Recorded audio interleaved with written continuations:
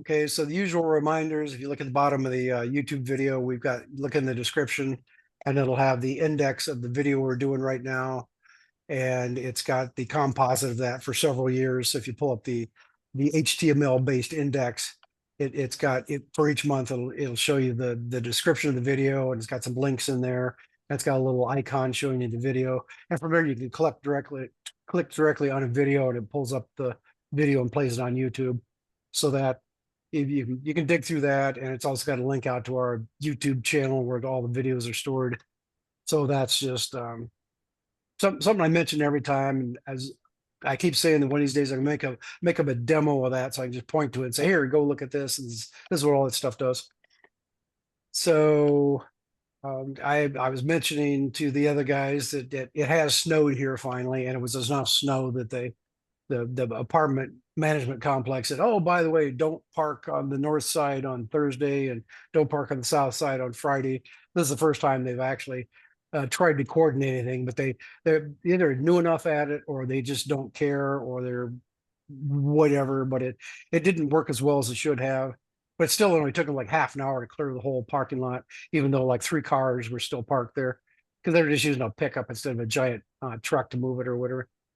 So that has happened. So we have snow now. So I'll have to deal with that. Other things. One of the things I've been trying to do, I was trying to do data logging, and I was looking at various things, and people are using an ESP32 or an ESP8266, mainly because those have the built-in Wi-Fi, so you can load code on it and have it talk to like a centralized big computer, so either a laptop or a Raspberry Pi. And there's something called an MQTT broker, and somebody was saying that works. It's like a publish and subscribe type connection system, and somebody that knows both said it's a lot like the topics in ROS, where you just load stuff up and say, "I want to publish this topic," and then at the other end you say you want to subscribe to that. It just moves data back and forth. And I haven't actually tried it, but I think I can have multiple little logging processors. And here's one of the ESP32 modules that I bought, just a random one. And I didn't realize all these, what brand you get. They might have different pinouts and different widths and so forth on the thing. And this is just a random one I bought. Come on, focus. So I still haven't figured this out, how to make this work. There we go. If I get it really close, it'll focus. If I get back here, then it won't focus. So that anyway. So anyway, I was thinking about getting those and hooking them up and just doing things like I got I bought some of these humidity and temperature sensors. You just plug that in, and it's got a one-wire interface. And I thought to start with, I could just have it connect to my Raspberry Pi, and just send data across and do something with it. And then Al was mentioning he figured out how to get his ESP32 to know the time of day. And then I think he's logging all of his files right on he's got an SDFlash card on his ESP32. And I was just going to take messages and send them back to my Raspberry Pi, and either have that timestamp it, or I could put the timestamps on the ESP32 like he's doing.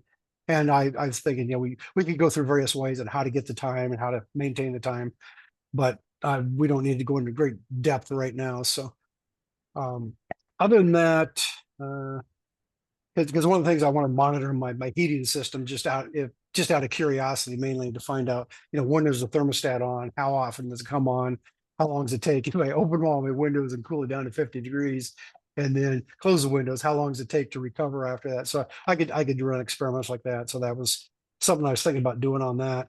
And if you get any of the stuff to work, then I'll have more information on how I got the logging stuff to work, and is it worth the trouble of playing around. So I think that's all I got to say at the moment. So I'll turn it over to Al. Okay, let's see. I haven't shared before on a mobile device, but let me give this a go. We can see you. Yeah, I was trying to share my Slack screen. I know it's possible. Give me a second.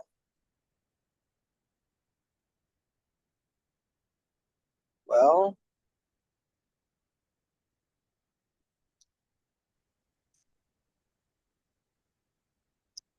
so I wasn't able to share, but Jeff is going to share his screen. and show the last post that I put in Slack. Oh, hold on. I didn't share the screen, so let me. Oh, this is so complicated. By way of background, I was trying to improve my RTK base station. I've got an ESP32 connected to a Raspberry Pi. The Raspberry Pi is connected to Wi-Fi.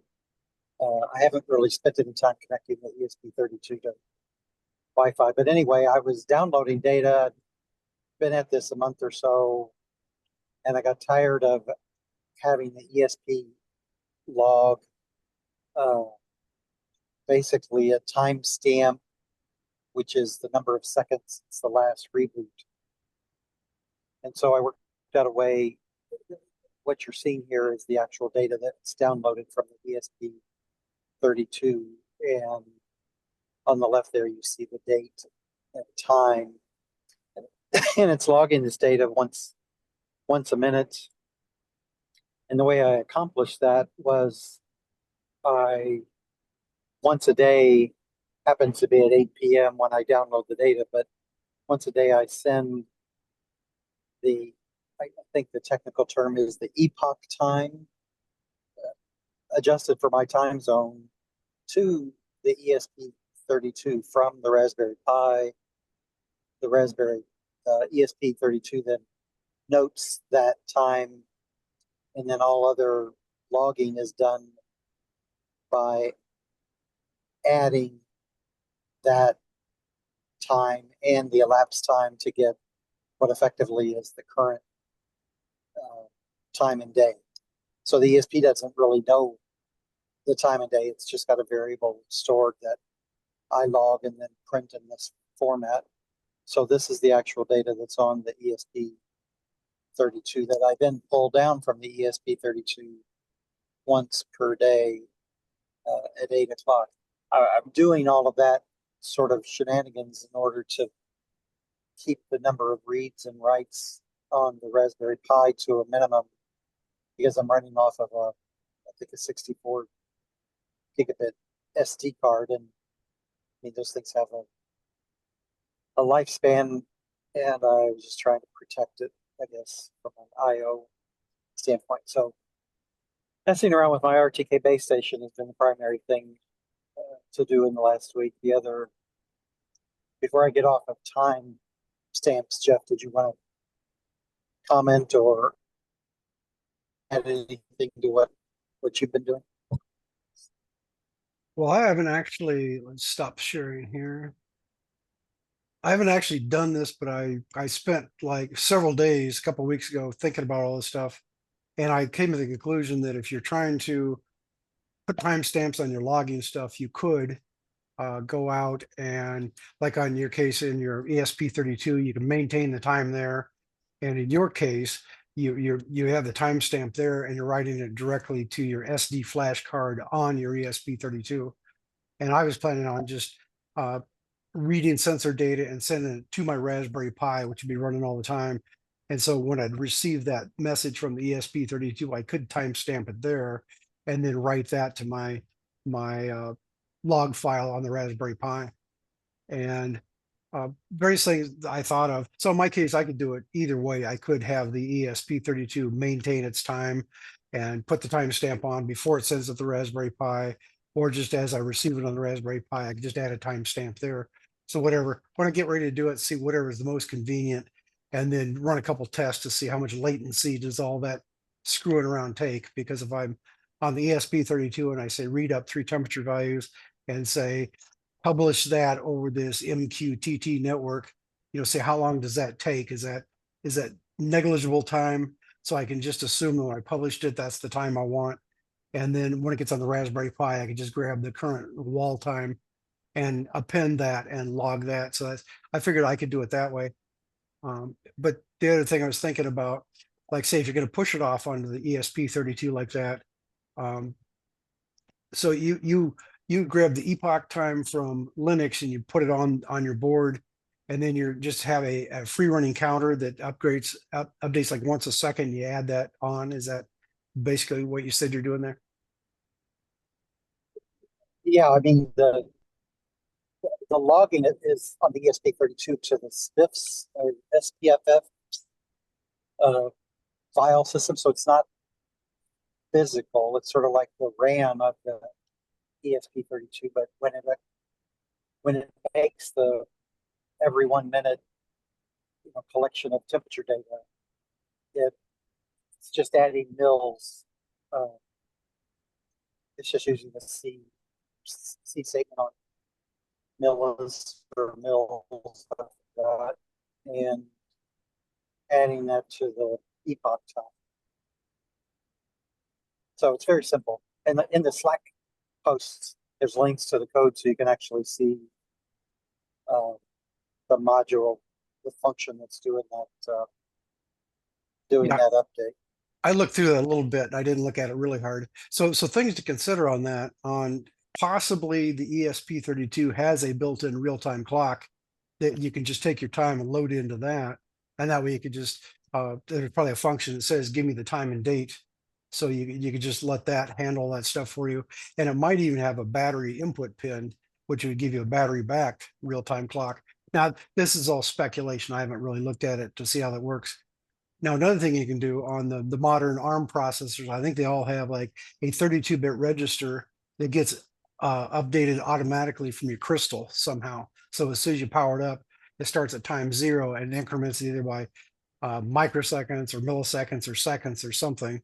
But that would take all the software jitter out. So if you, I don't know how you're incrementing your 1 second right now, or your 1 minute or whatever, but that would take a lot of that stuff out too. If you can just go out and grab that time and say that's the time I'm going to use to make this stuff work. So that's just something else to consider. You might want to do that sometime.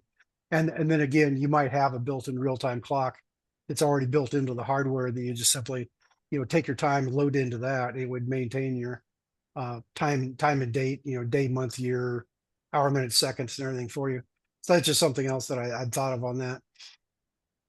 And then I was thinking that you could just use the Linux epoch time, just take whatever value that is and push that off on the ESP32 and not do any conversions or adding anything to it. Just simply when you get time to update something, just convert that into hour, minute, seconds, day, month, year.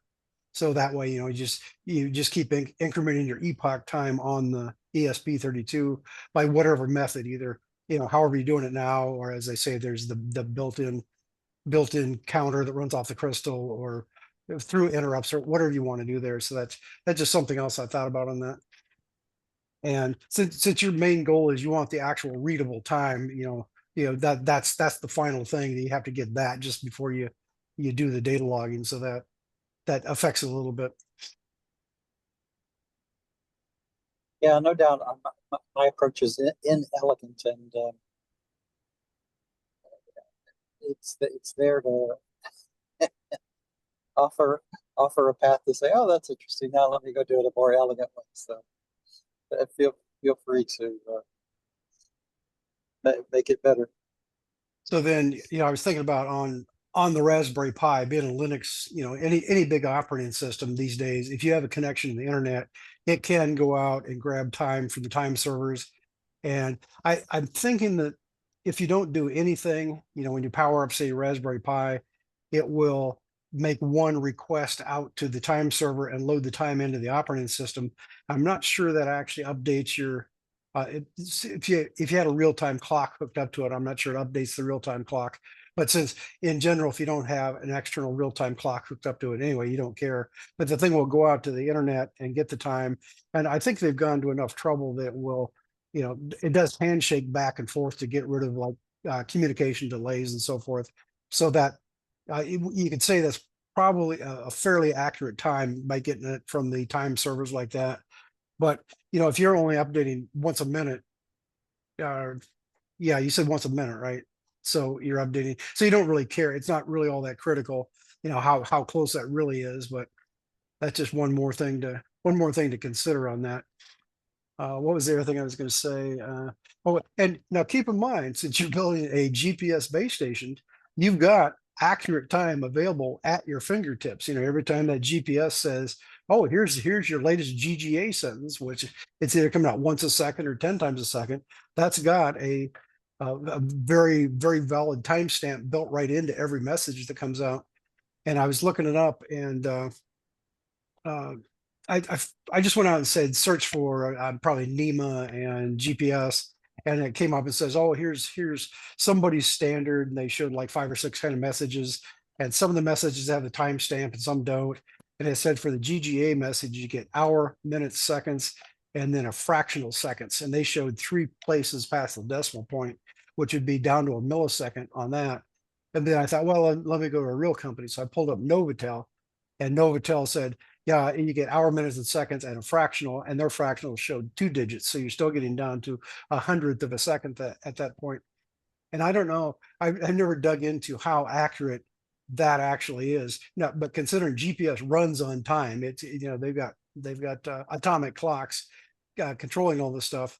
And depending which satellite you take it from and what angle it's at, it might be a slightly different delay. It's not like the geosynchronous satellites that are out at 23,000 miles, and it takes, you know, like a second or two for the signal to go back and forth, because the GPS satellites are like, what, 200 miles or something high.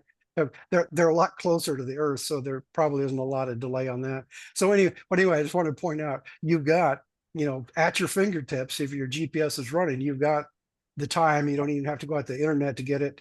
And your objection to not wiping out your flash on your Raspberry Pi, since your Raspberry Pi is pulling that GGA message in, you can strip off the time there, and you can send it to your ESP32 as often as you wanted to on that. I suppose you couldn't even do it once a second or whatever, but that's just something else to consider. That was, you know, another one of the time sources that I said we could talk about sometime. So first of all, you go out to the internet to a time server and get the time, or you can pull it off your GPS. You could even just put it, you know, for anybody just want to get the time, just get a little cheap $20 or $30 USB type GPS, and that's going to give you just as accurate a time as the big fancy RTK ones will. So that's the second place to get it. And the cell phone network seems to know the time. I notice my television knows the time, but it's plugged into the internet, so it's probably, I'm sure it's got a Linux computer that goes out the internet to get the time. So you start looking around, and then I've got the WWV. I was going to point out, I said last time I bought these clocks on, let me change my view here. Bought these clocks during the Black Friday special. This is the small one. I think I paid like $15 for this, and they claim it's a bedroom clock, and it gives you hour, minutes, and seconds, and it gives you the month and the day, and it tells you that the day of the week is Thursday, and then I got a temperature and humidity on there, humidity, and this is WWVB, and the B runs at 72 kHz carrier frequency. So being such a low frequency, I think it goes through walls fairly well. And it turns out the WWV, with the original one, ran at 2.5 or 5 or 10 or 20 or 25 megahertz. So those were a much higher frequency. And then here's the other one I bought. So I got so I got the little one, and the little one seems to work really well. I turn it on, and like in 60 seconds, it pops up, says, here's your time and date, and that all seems to work. And the big one, I had more problem trying to get it to work. And I come to the conclusion, these probably just grab the time once a day or once, and then it maintains the time on its own. But you can see by looking at the two numbers right there, they're both close enough together that it seems to be tracking the time well enough that everybody's happy. Oh, and then one other thing I thought of, if you're running a clock in your house and it's plugged into the power line, you know, the power line is accurate enough that over several weeks, you're only off by a few seconds, because they somehow they maintain that, which just baffles me that they could do that. But I was thinking that my clock in my bedroom, which, you know, I very seldom reset that. And the other day when my button on it, my alarm button was, it got to the point where the alarm went off one morning for a meeting, and the next day my alarm went off again, even though the button was off. And I thought, well, this has held up pretty well. It's like I bought that clock in like 1980, so the clock's like 45 years old, and over that time, you know, I haven't had problems with it. The time drifting enough to be an issue. So that's just anecdotally saying that the power line reference is close enough that for most things you want to do, that would be adequate. But like if you got like your system where you're running off a solar panel, you don't have AC, power to as a reference, and there's various other reasons you don't want to do that, but you can just get more accurate things. And of course, you can back off to the real-time clock module, like we talked about several.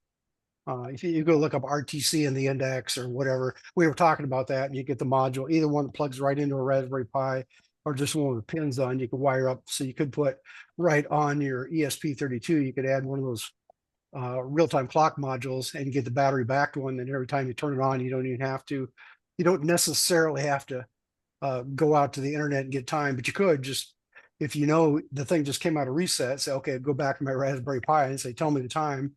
You could update your real-time clock, or at least verify that it's the same as what it should be. So that's, again, as I said, there's lots of different ways to do this, and we should go in this into depth sometime. But for right now, those are just more things to think about that you could do, or when you get ready to do it, just raise your hand and say, hey, how can I do this? How do I know what time it is? And we can probably come up with lots of clever ways to do this. So that's all I got to say about that, I guess. The only other thing to mention is I pulled the trigger on an oscilloscope, and my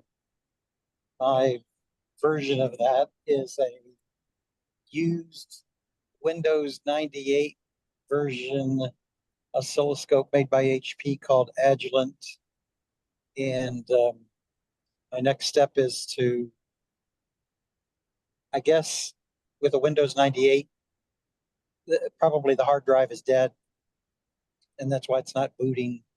And I intend on buying a compact flash and putting it in this adapter thing, and it's supposed to generate a 44-pin hard drive clone looking thing that the system is going to see. So my next step is to put that drive in and see if I can get it to boot up, and then I'll have a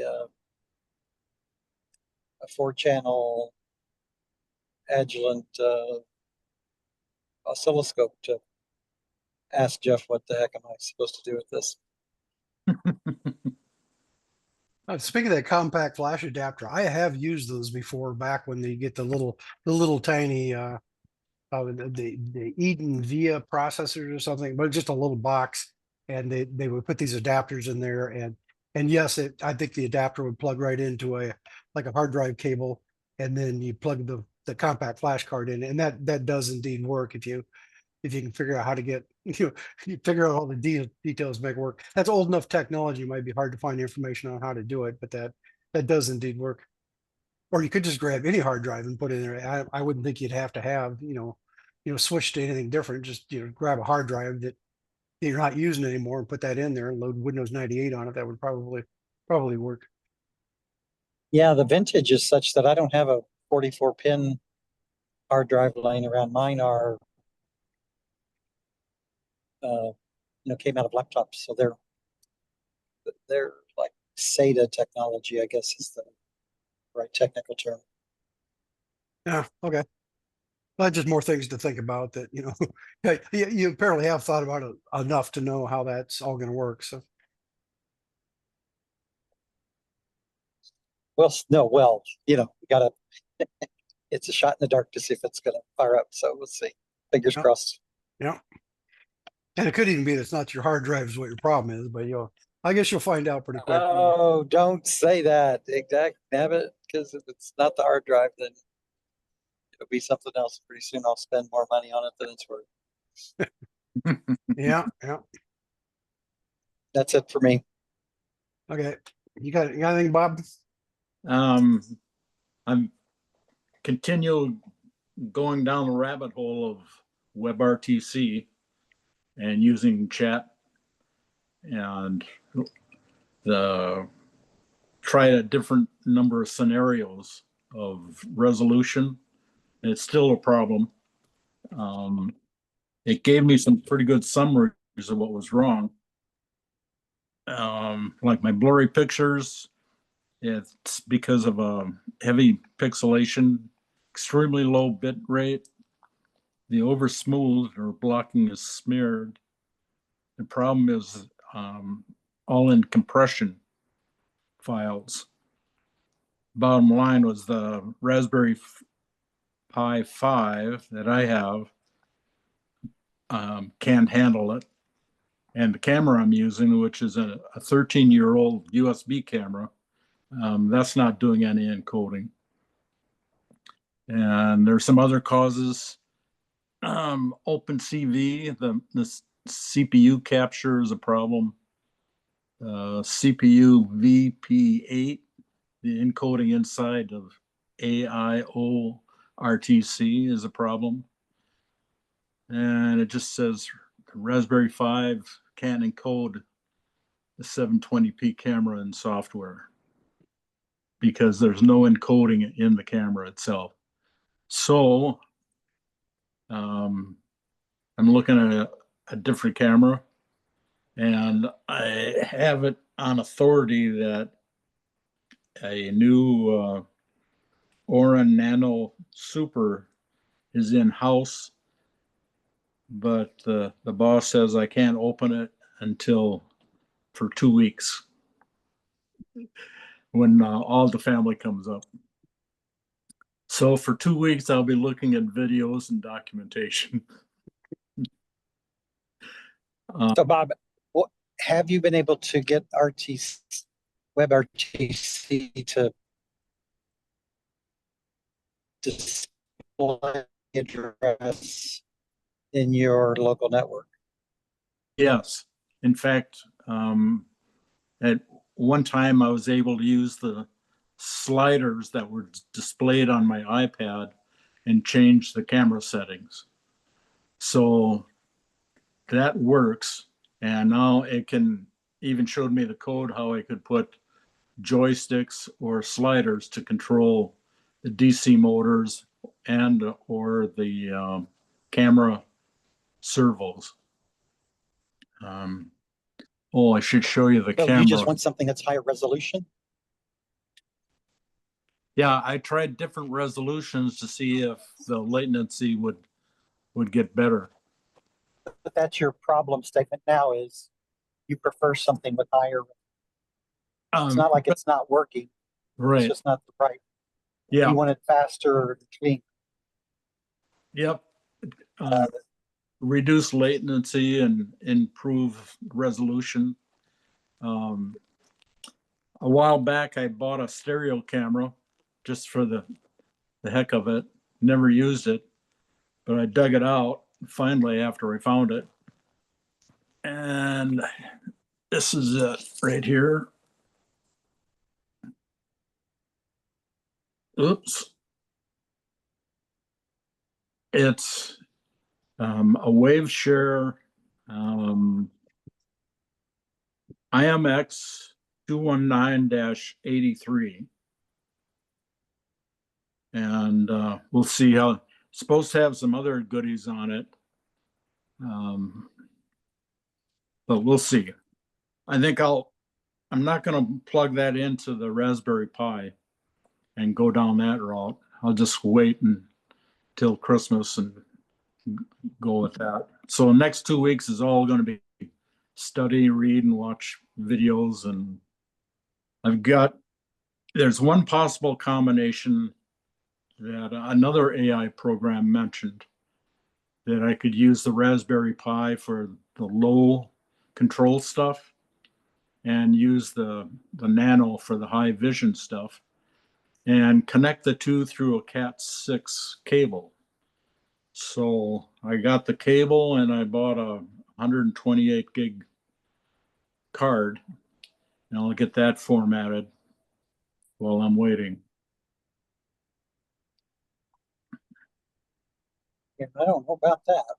Why do you need a Cat6 cable to connect a Pi to something? It's double the ability to pass information rather than a Cat5. It's at least twice as much.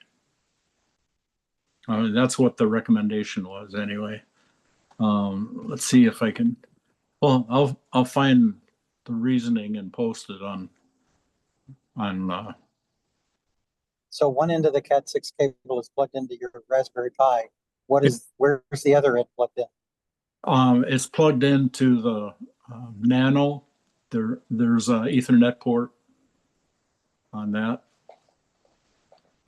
One of the problems they also said the way my current setup is that the USB channel is slower, so it's not going to put through a whole lot of it's not going to put in as much information as I want.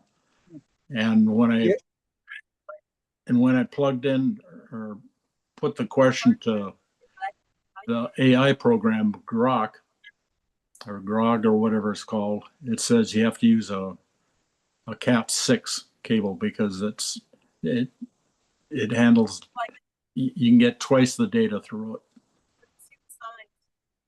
You have a Nano with an Ethernet connection? I've never seen one of those. Yeah. I think they have a Jetson Nano. Yeah, it's called a Jetson Orin Nano Super. And it's got several USB ports. It's got an Ethernet port. And of course, a GPIO and thing. But I can't touch that for 2 weeks. I can't open the box for 2 weeks. I was, when I heard Nano, I was thinking of an Arduino Nano, not. Oh, Who makes the Jetson? Is that Nvidia? yes, it is. The one that's in the controversy about supplying AI chips to China. Yeah, well, somebody being paid off. Yeah, big time. I suppose next Trump will be putting up resorts in China. I ordered He'll try. that's called Fruit to Tip, and that's going to be delivered from doTERRA probably in a few days. I'm all set. So those and we'll have to put You got together. anything else, Bob? No, that's it. Okay, we'll go ahead and stop then. Stop recording.